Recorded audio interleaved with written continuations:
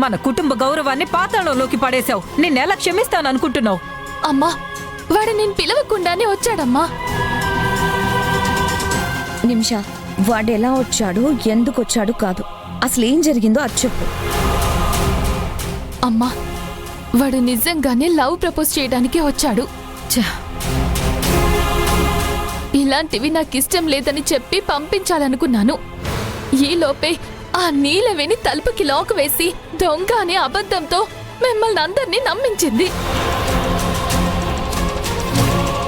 అసలు వాడు రావడం రేణుక కూడా చూసిందమ్మా. రేణుక వాడు ఆ అమ్మాయి గారి ఫ్రెండ్ అని చెప్పినా కూడా ఆ నీలవేణి వినకుండా వాడు బయటికి వెళ్లకుండా లాక్ వేసింది.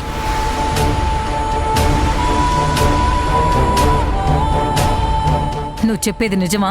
ప్రామిస్ అమ్మా. తను లాక్ చేయడం వల్లే వాడు బయటికి వెళ్ళలేకపోయాడు. నిజంగా వాణ్ణి నేను లవ్ చేస్తే ఆ టైంలో ఎవరైనా రమ్మంటారా?